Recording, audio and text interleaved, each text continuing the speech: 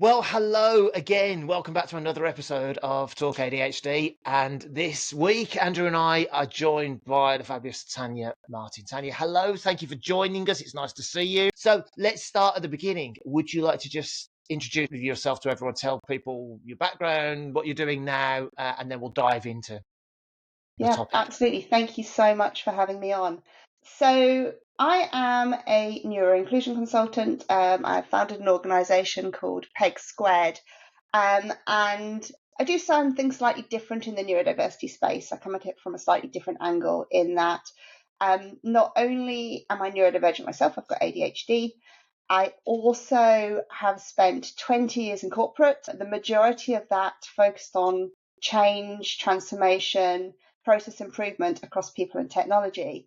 But over the last 3 years, I was incredibly privileged to have spent some time setting up the Neurodiverse Centre of Excellence, part of the team that built the Neurodiverse Centre of Excellence for EY in the UK, which is a project that taught me so much about neurodiversity, and has actually made me look back on my career and go, oh my goodness me, if I'd known that now, I might have done some things differently. So it's a really interesting space that I find myself in, being able to merge together both that transformation and process improvement type experience, that change management experience, and then putting a neuro-inclusive lens over the top. Fab. Okay, so just to confirm, you haven't come from this HR background, so you're not the HR specialist in this. You were in No, industry and became involved, right? No, absolutely. So I've always had a people lens on what I do. I'm not a formal HR person. I'm not trained in HR specifically. I started in recruitment years ago. So I come Okay. at this from a business perspective as opposed to an Fab. HR perspective. So here's the reason I was really keen to talk to you. Obviously, it's LinkedIn. We follow each other and stalk each other and see what people are up to. And now since I've been doing this full time, I've been very aware of EY and the Centre of Excellence. I did a very small piece of work with EY and Department of Trade and Industry. And I remember doing that, knowing it was for EY, thinking, why have they asked me? This is weird. I mean, you're already doing it, right? Well, that's odd. So I was really keen to talk to you because if you look at the concept of who is doing this well, which organisations are doing it well, broadly speaking, EY are always going to be in the top 2 or 3 organisations globally in the conversation now when it comes to neuro-inclusion, which is a fantastic thing. Where did it start, in your opinion? What was the catalyst for neuro-inclusion becoming a talking point? So it has been a bit of a journey, and it's not been a recent journey. So I was in this role for 3 years, but it started about 8 years ago in the US. There's a global leader called Hiren Shukla. He sat in an innovation team, and he started to hear about neurodiversity and autism at work programs. And there was a talent shortage in his team, and he put the 2 and 2 together, and he was like, right, okay, if we can harness the power of those minds that are potentially unemployed or underemployed into the organization, they could potentially bring in some unique perspectives and talents into our technology team, and help us think differently about things. So he started very small. He hired a team in. He had to prove the concept. He had to make it business focused. So what were the business reasons we're doing this as opposed to the right thing to be doing? And it was incredibly successful, to the point that it grew to, I think there's about 23 centres, 500 plus individuals now that have been hired through that route. The NCOE, as I'm going to call it going forward, because Neurodiverse Centre of Excellence is a bit of a mouthful, is specifically for those individuals that might need extended support in the workplace. So we are looking at creating a safe space where individuals can come into the workplace, and there is a dedicated manager who supports them on a day-to-day basis. So you take away the line management from the rest of the business, and you place it in this team. And there is also different recruitment process. So the process is focused on skill, focused on building trust, and we really are looking at the technical skill set that an individual has, as opposed to somebody who ticks every single box. So it's very different to what the rest of EY does. Quite an exciting place as a result, and a really interesting place to learn and challenge. So as I said, I started in recruitment, and it's really challenged some of my thinking around how organisations recruit and what needs to be done differently. In the UK, we set up Manchester, 2 analysts, data scientists into that team.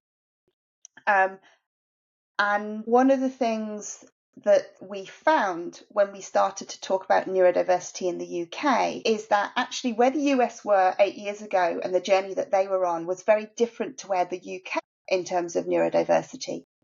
And as we started to be incredibly vocal, as you said, EY is the name that comes up when you talk about neurodiversity.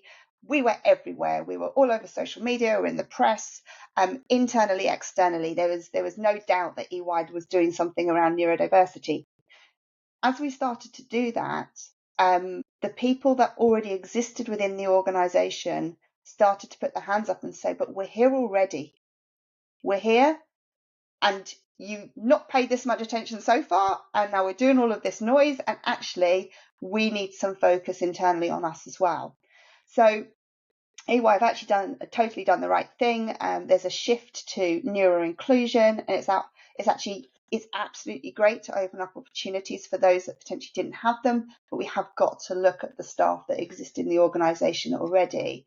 And that is kind of the start of the journey that EY are on at the moment. They've made some really good progress, but I'll always say they've not fixed this yet. I don't think anybody has fixed this yet, but they are definitely starting to think differently about neuro-inclusion at a broader scale, as opposed to in that very siloed NCOE model that existed or still exists. Yeah, and I think that's a really interesting point and piece of their journey is when the people that were already there, as you say, suddenly started putting their hands up and going, I've been here all along. Hello. Hi. Yep. And I think I see that as a consultant all the time in organizations. It's one of the first things I'll say is these people are already, be very careful how you do this because you have got employees. Look at the statistics. There are employees in your organization who are going to go, what, like I didn't exist before? Correct. You know, so I think it's really good to hear that they've done that. Okay, so the next question then, because obviously, if you look on your bio, diagnosed with ADHD. Were you diagnosed when you started doing work with NCOE? No, I wasn't. And I had a real gut reaction to wanting to be involved in this project. In fact, I sought out the opportunity to get involved in the NCOE. So I don't know whether or not that was me telling myself actually there was a reason I needed to be involved. My background and the reason, I guess, this feeling of belonging, I've always felt slightly different. And I've really struggled with my mental health. I've been very open and honest about this. Depression, anxiety, cycles of depression, anxiety that at times would just absolutely floor me. Predominantly preceded by feeling completely overwhelmed. And it was never a capability thing. I was year on year an exceptional performer. It was never about the quality of my work. It was just this feeling of like, I just can't cope right now. And I'd end up in these dips. So I already felt slightly different to those around me because of this inability. It felt like I just couldn't cope at times. So as a result, I was like, I just get it. I understand how it feels not to fit in an organisation. And I want to be part of a project that brings in a group of individuals that might feel the same way as I have done. So I joined, as I said, I sought it out. I got offered the opportunity to build the first centre with a colleague. I upskilled myself. So it's actually really hard to find training for organisations at the time, 3 years ago, to find some sort of training to help me get my head around what I was doing. So I did a government-funded level 2 course on specific learning difficulties in my spare time. And as I was doing it, I was like, my goodness me. I was just like, right, ADHD, okay, tick, tick, tick. And there was this penny drop moment of going, that is me. And I sat on it a little while, and I had some conversations with family members and my husband, and eventually I was like, I have to know. I can't sit in a Neurodiverse Centre of Excellence not knowing whether or not I am also neurodivergent. So I got my diagnosis post joining, got it fairly quickly. And I think actually, if you ask the members of the team, so in the core team, there was 4 of us. I was the only neurodivergent person within that core team. As a result of me being or having ADHD, it actually helped strengthen the relationship between me and the team that we recruited, because there was a level of understanding maybe the others didn't have as a result of not having a diagnosis. Yep.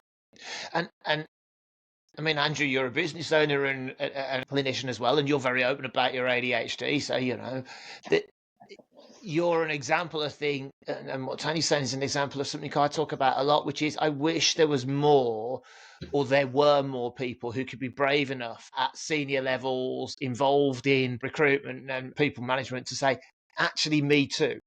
It's that finding the tribe and going, oh, at that level, there's someone who's got a neurodivergent condition, as well as at graduate level or entry level. I think it's such a powerful tool for people, and we've spoken about this so many times, Andrew, to find your tribe. Yeah. But there's another group as well, Matt, and they're those people at a senior level who haven't done the reflection that Tanya's just been talking about, and I've talked about my journey sitting there week in, week out, diagnosing with people with ADHD, having it myself and denying that was the case. You know, yes, I do get it, but that's because I've thought about it, not because I live with it. So I think there are a lot of people in senior positions who are living that sort of life that Tanya described, that boom and bust economy. I lived it. And it's always nice to hear other people who've made it through that and come to the realization, hey, that boom and bust is driven by something. This isn't just me being unable to cope. There's a reason why I'm struggling. So I think, you know, we've talked about you've recruited people with a neurodivergence, but yes, there are people in senior positions who have flashes of brilliance and flashes of burnout throughout their career. And I think there are more of those than there are already diagnosed neurodivergent folk within every organization.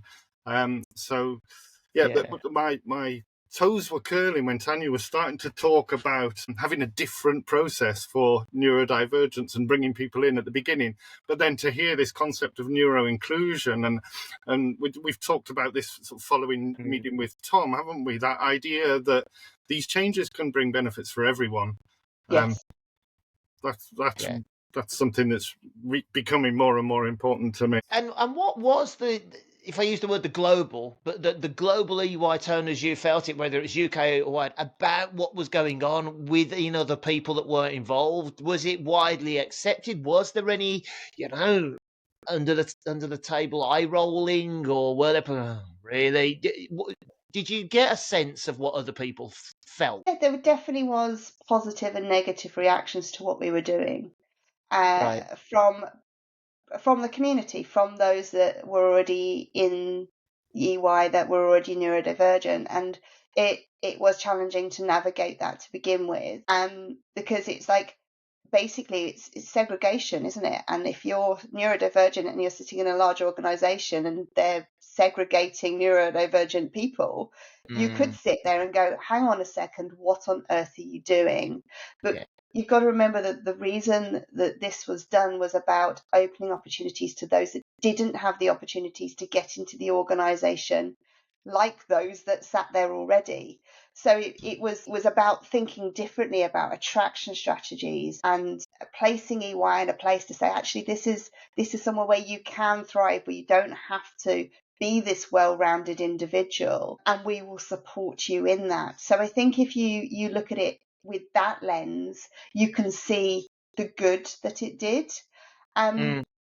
It also really interesting broader impact in that, obviously talking about it, raising that awareness, people knowing about it, it had a ripple effect, because what I had was a team of 7 individuals that were really open about their challenges and what worked and what didn't work. And it's quite powerful to sit down with your talent teams and other people within organizations and say, this is the feedback we are getting collectively from a group of people, and this is how we need to start thinking differently about this. So there was a ripple effect that happened, and initiatives kicked off as a result of the work that we did that benefited much broader than just the 7 that were in the team that we recruited in Manchester. And again, that's that topic we hear so often, isn't it? That once somebody asks, once something's put in place to help, let's use the word the minority, more people go, actually, that's really good. Actually, that's really helpful. Oh, actually, that's a really good idea. And it's almost, I would say, it's sad that somebody has to put their head above the parapet and say, I'm struggling, I need. But it's always fascinating how those things then become just embedded in day to day within teams or processes, which really, I suppose, is a good segue into this. In all of that process of learning and of setting up the centres and opening up the conversation to people who you were trying to recruit and people who were already there, inevitably, the conversation about support and what support looks like was going to happen. And this topic of reasonable adjustments that we so often talk about, you and I are notably doing the same kind of work, trying to educate organisations.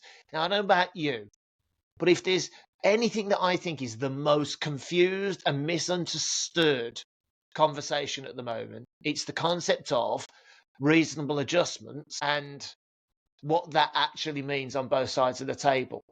Yeah. And at this point, Andrew, I want to bring you in. Again, you're a business owner as well as a clinician, which means you have staff, you have responsibilities. And we've discussed this before. So there's a question I know that you had about this. So do you want to sort of explain it from your point of view and see where Tanya goes with it, and I as well?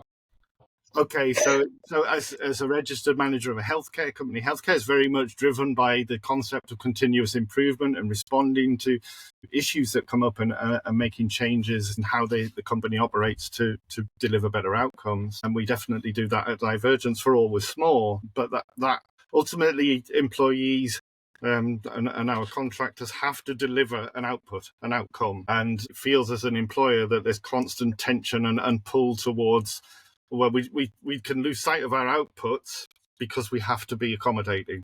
Okay, so that's on one side of it. And then as a clinician, there's a similar story. I need certain information to come back from a patient to keep them safe and to keep them understanding the journey. So I had a conversation with a patient earlier this week, as it happens, who hadn't been in touch for a month. And I ask for feedback every week, hadn't been in touch. And I said at the review this week, why have you not been in touch? I asked you to just get in touch once a week. I provide a form, you just click a link and answer the questions, and that's enough. That's a minimum information. Why did you not do that? Well, I'm not sure, she said. I'm not sure whether you might have said at the last appointment that I needed to do that, but I couldn't remember. But I'd sent her an email, I'd sent her, talked about it in great depth at the last appointment. And I suppose to bring all of that together, the question I'd like to ask is, when does a reasonable adjustment become an unreasonable request? It's a really interesting question, because ultimately, at the end of the day, you are employed to do a job. And that job has certain levels of expectation in terms of what you need to deliver. And if you're neurodivergent, you may potentially have some challenges around delivering on that job. And it is about having a really open conversation about, actually, do you know what? That bit might be quite difficult. Okay, if that bit's going to be quite difficult, what are the things that we could potentially do to help you with that piece? And it may not just be one thing. There's an organisation, I spoke to somebody recently, they have a toolkit for people with ADHD. It's like, it's not just one thing that might work. Actually, if somebody's really stressed one week, it might be something different that works. And it has to be an iteration. It has to be an ongoing conversation about, is this working? Is this not working? However, if you have a toolkit of tools to, and I'm saying if the employee has a toolkit of tools to help to support them with that part of their job, and they are still not performing, then as an employer, you kind of get to that point where going, okay, right, maybe this is not an ability issue. Maybe this is just not the right job for that person. Maybe this is a potential performance issue. As much the employee's responsibility to come into work and try and do a good job and take on board all the suggestions and try and implement those as it is for the employer to provide the person with access to coaching to think about strategies, access to technology. If you give somebody a piece of technology and they don't use it, that is on the person who's not using the technology. It's not on the employer. And Reasonable adjustments. I don't. Reasonable. What is reasonable? Like within the NCOE, we at times went over and above what you might consider reasonable. But it was about how do you create that environment where somebody can thrive? How can you? What does that person need? And I think this is really important as I reflect upon this. What you often have in organisations is you have a line manager who might potentially be a performance manager as well. And when you're neurodivergent, you need a safe space to go and go, right, this isn't working. And if that line manager and performance manager are the same person, it gets really tricky. So how do you create a support structure around somebody who's neurodivergent that means that on that day that they're having a really rubbish day, that they have somebody that's not their line manager where they can go and sit down and go, this is not working, and somebody can help coach them through, okay, what are the next steps you do? So you almost break that up. So it becomes less of the employer giving reasonable adjustments, they're not working, this is not great, and it becomes more of, right, okay, I have a safe space to go and have that conversation and see if I can work this through. I don't know the definition of reasonable, but from where I sat, my role was, how do I make this work for you? I expect you to give something back in return. So that's a really useful comment, because that sort of gives me a bit of affirmation about what I did with that patient this week. And I said exactly that. Okay, I accept we're an ADHD service. You've had some, and I know it's a slightly different relationship between clinician and patient as to employee and employer. But I said to this patient, okay, then, so I get that. And we're an ADHD service. So I understand that you might not have read the email. I understand that you might have sort of zoned out while I was describing what I needed you to do to keep you safe over the coming weeks. And I asked the question, so what could I have done differently? So interestingly, when you gave that example, you said you just click a link and you fill in a form. And I literally went, ugh. I know. Literally was my reaction as an ADHDer. I was like, another form to fill in. If you think about my executive functioning and how I prioritize forms, they don't come into my priority list. They literally fall off the bottom. Instantly I was like, I wonder if that's the best way to do it. Is there another way to do it? One of the things that we did when we were looking at recruitment was around communication and how people take in information. And we all learn differently. We all take information in differently. We gave optionality. So it's like, right, how do you want to receive the information? Would you like it by email? Would you like to have a video? Would you like to have an infographic? What is the best way for you to receive the information that means that you understand what we're asking of you? And actually having that optionality. So is there another way? And I don't want to put it back on you, but is there another way you can capture that information that might work better for some of your patients? No, absolutely. That is the approach that we take. And every time we hit one of these walls, we ask those questions. But interestingly, when I asked that patient that question, they said, I don't know. You see, now that's something that I've heard a lot in the world of work. Again, where somebody said, I'm struggling, I need help. And an adjustment has been trialed.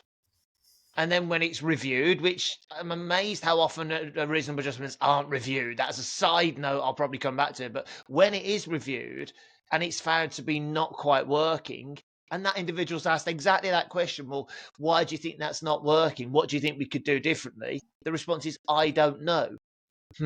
Now, okay, I understand if you're new to your diagnosis, if you are new to ADHD in yourself, you might not know. There is there's a concept of skill regression where we, just like stuff falls out your ears and stuff you used to be able to do really easily suddenly is impossible. But that does come back. It doesn't last forever. It's part of the learning process in my experience. But just saying, I don't know, I think has to be followed up with, okay, do we think maybe we need a bit of a session to almost workshop things that may work? Something I say, and I've said it time and time again, is I always recommend, whatever the reason, if somebody needs a strategy or a tool to do something, make sure you've got 3. Have 3 different versions, like the ADHD toolkit, because you're going to wake up one morning and that thing that's worked for 1 week, 6 weeks, 6 months suddenly doesn't work anymore. And that doesn't mean the wheels have fallen off. It means you've now got to go, right, what was the other thing I thought might help? And try that, right? It's about the backup.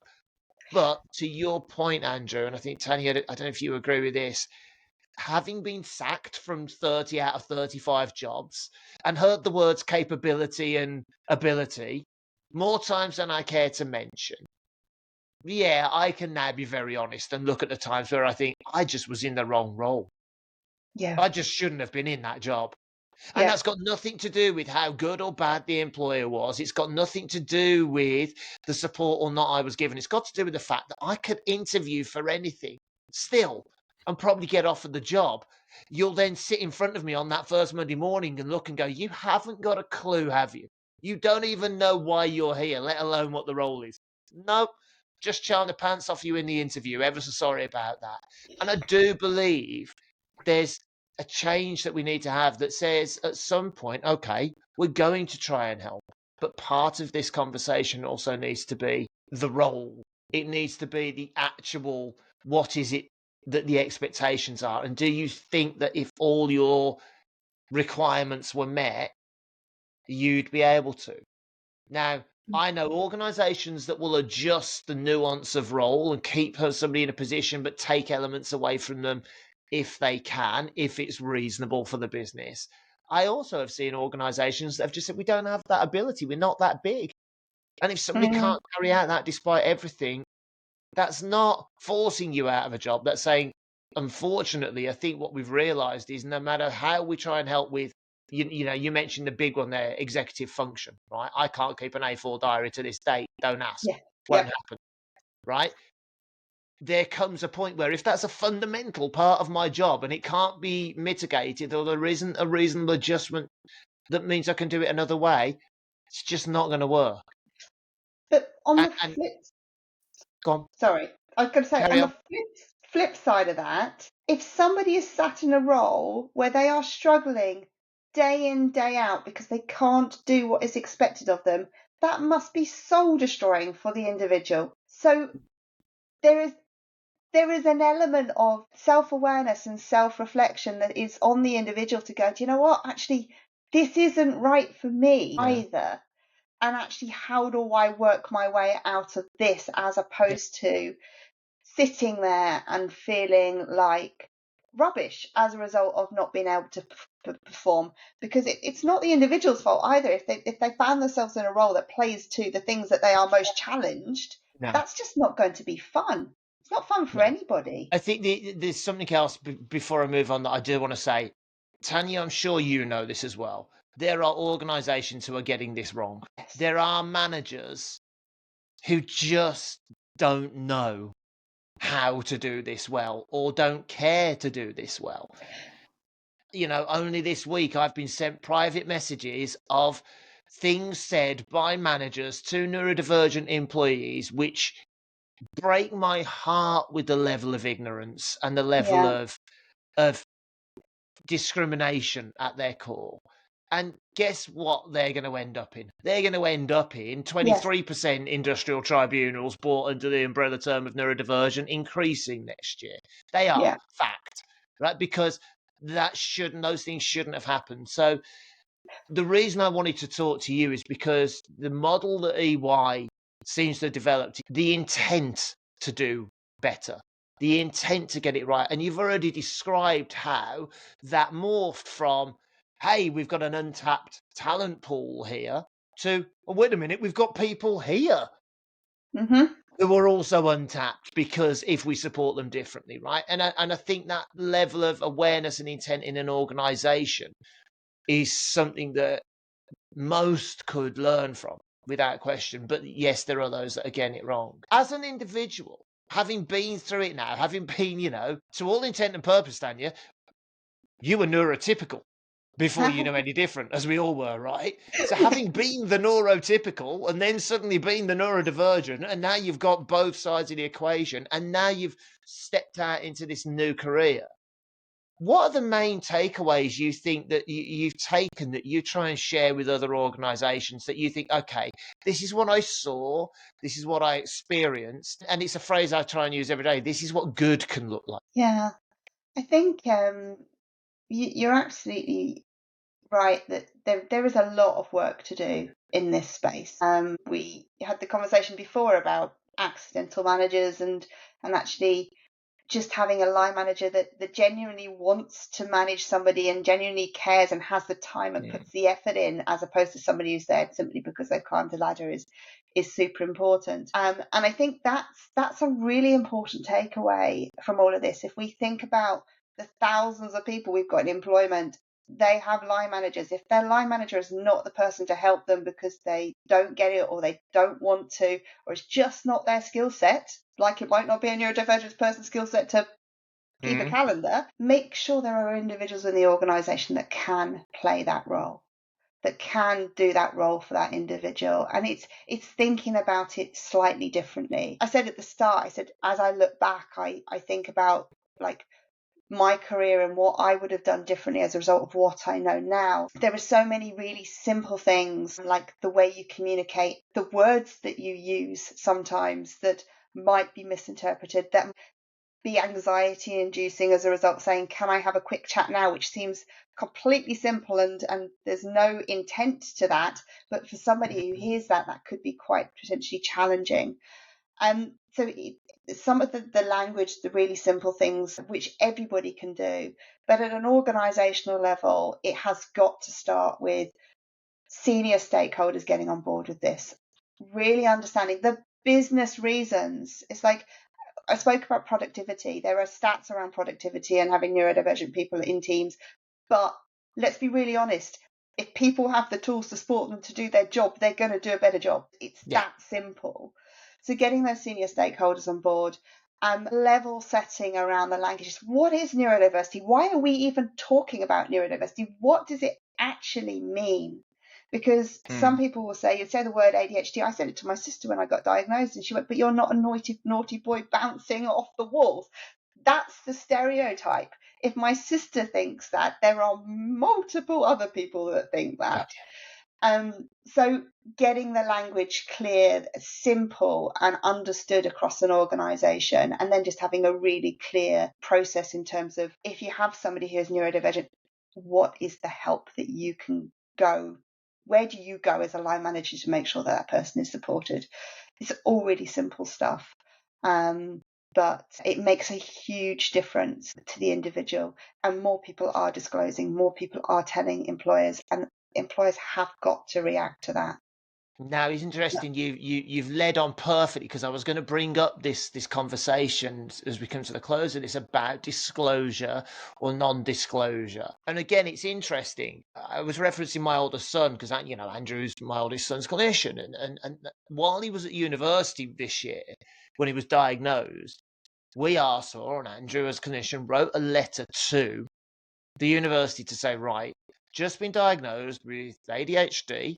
It's affecting this. This is what we've found out. So there need to be reasonable adjustments for him while he's studying. Take the pressure off, take the demands off, etc. Right?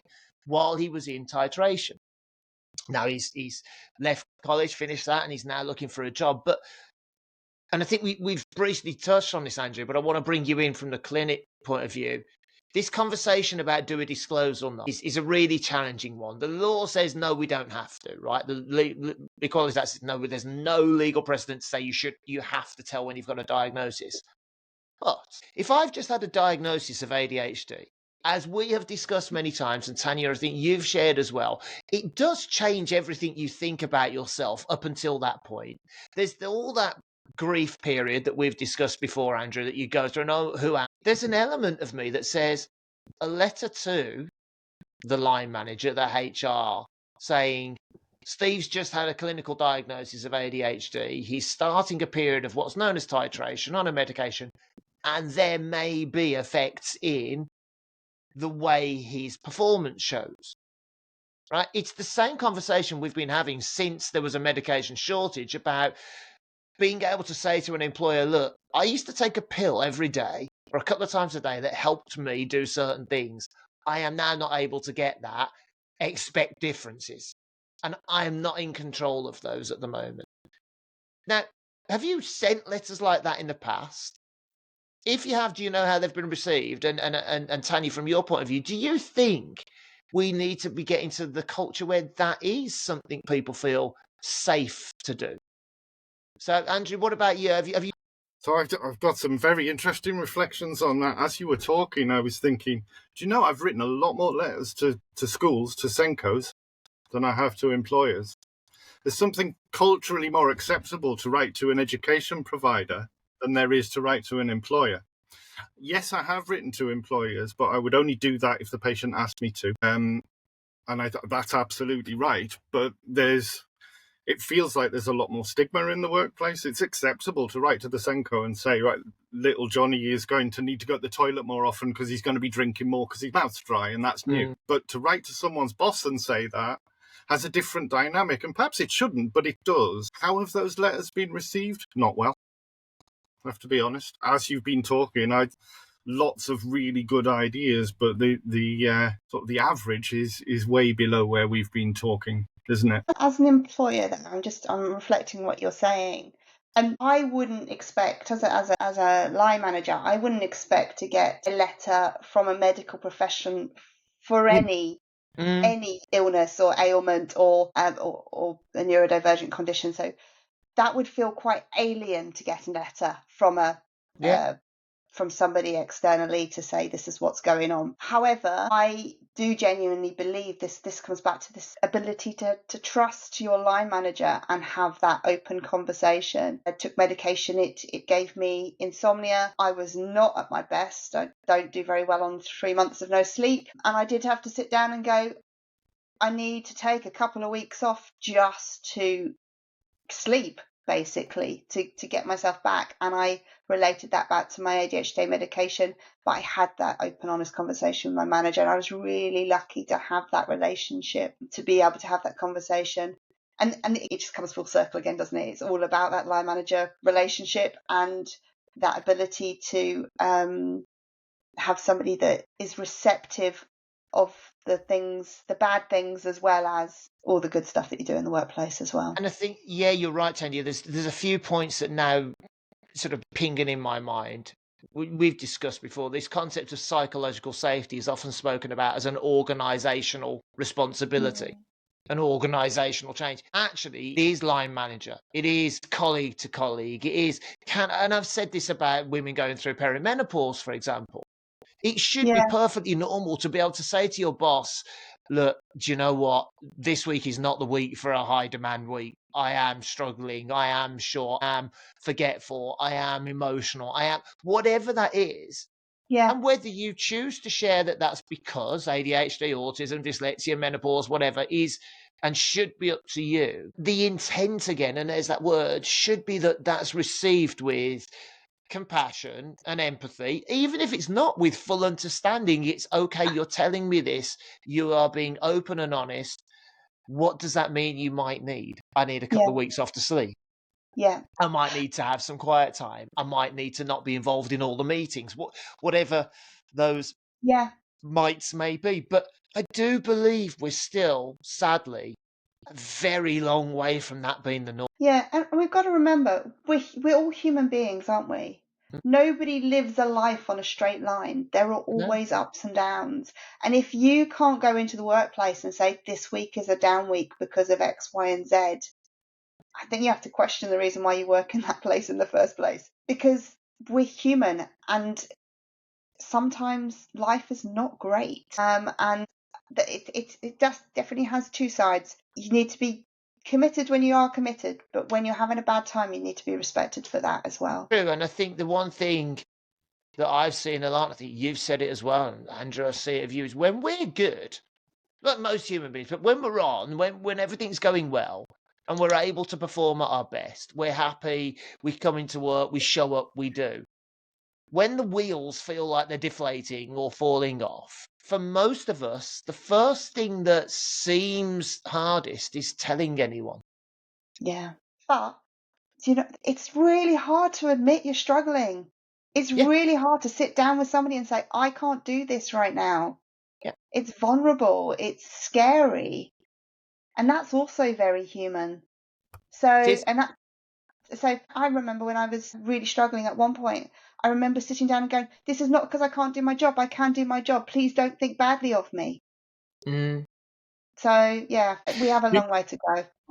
You used the term well-rounded individual earlier, and when you said it, I was like, because there's no such thing, is there? Yes, yeah. And I've had further thoughts about why I write more letters to schools, and it's about the fact that as someone who's employed, you're an adult, and you have a certain amount of agency yourself. You have a certain amount of responsibility yourself to advocate. And in the situations where I've written to employers, it's to trigger a conversation because the person wasn't feeling able to start that conversation themselves. Yeah.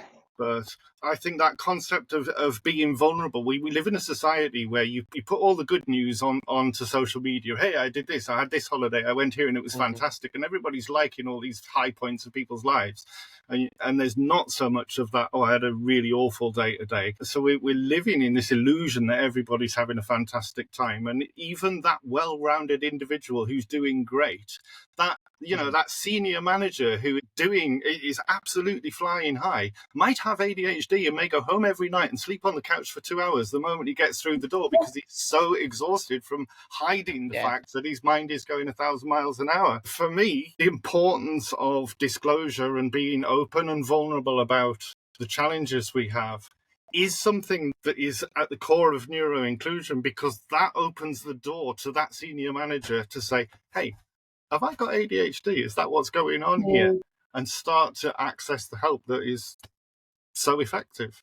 By understanding ourselves, we've got to be vulnerable and open to the idea that we might not be well-rounded. I agree. So Tanya, I'm really grateful for your time. I'm going to put you on the spot. Take a minute to think about this. Don't worry. I'm going to phrase this as, what are your 3 asks, if you like? So if you could ask every organisation that you work with or that's out there 3 things to start thinking about or considering, because I think change is a bit of a highfalutin aim, but 3 things just for them to start stopping and going, that you think could be the beginnings of making the difference to neuro-inclusion, what do you think they would be? Number 1 is don't do it alone. So don't think you can fix this. Bring in somebody who gets this and get the help, as opposed to trying to navigate it by yourself, because organisations aren't skilled up to understand neurodiversity and put the right things in place. So that would be number 1, and we did that. So that absolutely is number 1.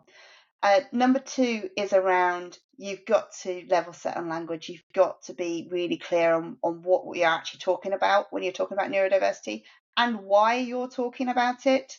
So is it a knee-jerk reaction? Is it reactive? Are you doing this because everybody else is doing it? You're doing this because actually you've got somebody in tribunal at the moment and you're now panicking. But actually, can you flip the conversation to a more proactive conversation? It's like actually harnessing strengths. So focusing on that side.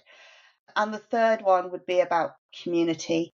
And building neurodiversity community, not a disability community, a neurodiversity community, because not everybody who is neurodivergent identifies as disabled, where there is a safe space where people can go and get support, get advice. And on the flip side, where an organisation can go, tell us what's not working. Because actually, if you want to know what's not working in an organisation, ask the people that are neurodivergent, because they will tell you. Completely. I couldn't agree more with that. Thank you very much. So listen, Tanya, this is your chance. Tell everyone, where can we find you? Where's the best place to go to find Peg Squared and all of your information? So I am most proactive on LinkedIn, both vulnerable and providing insights into the world of work and neurodiversity. So LinkedIn is probably the best place to find me. But my website, pegsquared.co.uk. So hoping to launch imminently. All right. Well, listen, we will put links to all of those things in the show notes below so that everyone can find you. Tanya, listen, thank you. It's been fascinating for you to have been involved in that process with EY, both as we've said, as the neurotypical and then the neurodivergent, and to have got the knowledge and the experience of both sides is great. Andrew, again, thank you for your insights and your wisdom, both as a business owner and a clinician on this occasion. I think it's fascinating to hear your inputs, and folks, that hopefully you don't mind me waffling on in the gaps. And we will see you all again for another episode of Talk ADHD in a week or so. And just so you all know, every episode is now going to be going live at 11:30 on Thursday morning, ready for you to listen to or watch during your lunch break. So see you all again at 11:30 next week.